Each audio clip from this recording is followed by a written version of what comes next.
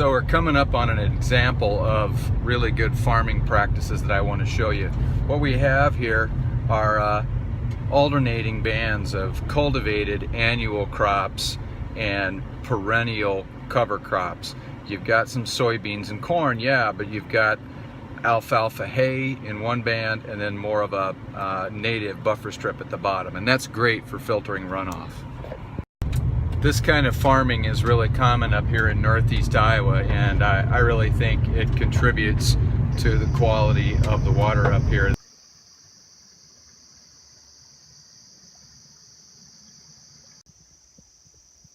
Hi, I'm Chad, river guy from Iowa, and today I'm on the Volga River in northeast Iowa. I'm here for a couple of reasons today. One is just to show you an excellent example of good water quality in our state. Everybody likes a little bit of good news, and the Volga is definitely a bright spot. Biologists use an index called the Fish Index of Biotic Integrity, or FIBI score, to indicate the health of a river.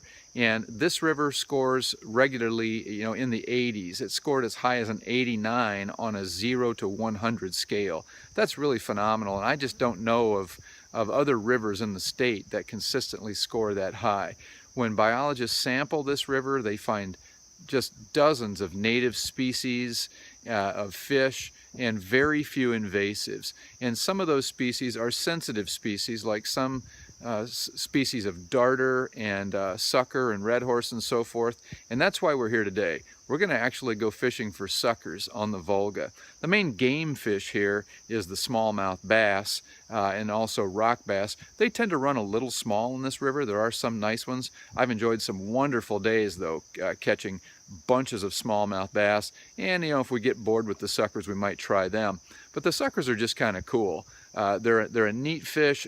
Good numbers of them is a good indicator of health in a river.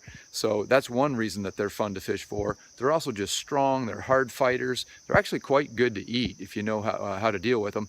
But I'm mainly looking to put some in the freezer to use for cut bait for big catfish later back home in central Iowa. So come along, we'll go fishing for suckers, and we'll enjoy this beautiful, clear, pristine river right here in Iowa.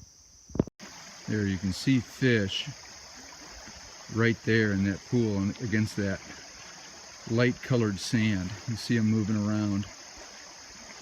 Some of those are smallmouth, but I do think I've got, yeah, that's a sucker of some kind right in the center. I might try this spot. Well, I might have to switch tactics here, because all I'm catching is these little smallmouth bass. I'll show you what I'm using here. Let me get this guy released. So here's my system. It's just a 6.5 foot light or medium light action rod. I've got a little 1/32 ounce jig head, and about 6 or 8 inches of line, a small split shot, a small barrel swivel, and then a slip float with a bead, and then a bobber stop above the bead.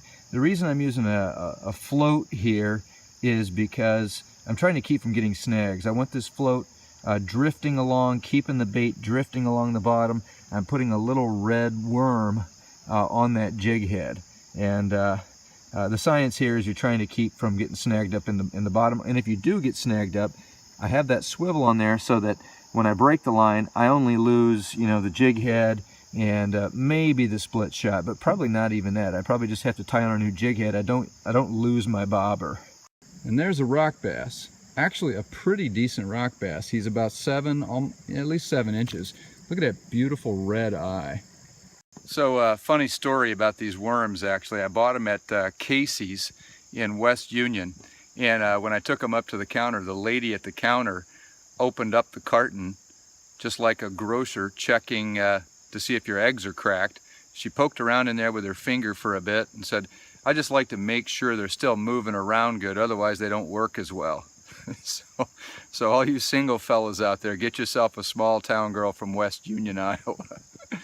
Okay, so I'm changing tactics here, going to just a little tiny 1/64 ounce jig head in a dull, unpainted color with the worm on there, and then about 8 inches to a foot above that, a little split shot. This will get me right down on the bottom, so I'm taking my chances with snags, but just attracting too many smallmouth and rock bass with that other rig. So we'll see if we can get right down on the bottom and get a sucker. There we go. Finally got the target species here. So that's what we're looking for right there. Really nice sucker. I'm going to have to, look at my species guide to tell if I'm looking at a white sucker or like a golden red horse or something here. But you can see why I'm using that jig. It really helps prevent them swallowing the hook. So these little rock bass are just so aggressive. I can't get the bait past them. So I'm gonna, if you can't beat them, join them. I'm just gonna start keeping some of these because I'm sure they'll make good cut bait for catfish too. They're really a little small for me to eat myself, but they're perfect for bait. Another really nice rock bass. This is the main problem I'm having, is getting the bait down through all these game fish to the suckers. Well, I guess that'll about do it for me. In terms of my original mission out here, I did only marginally well. I did get enough bait for, a couple of good catfish outings, but I also just had a lot of fun catching rock bass, smallmouth, and so forth. I didn't actually cover a lot of river. I saw tons of fish just within 100 yards or so of my put-in point here, so I didn't really need to go far. But hope you enjoyed this, and check out the Volga River sometime when you're in northeast Iowa.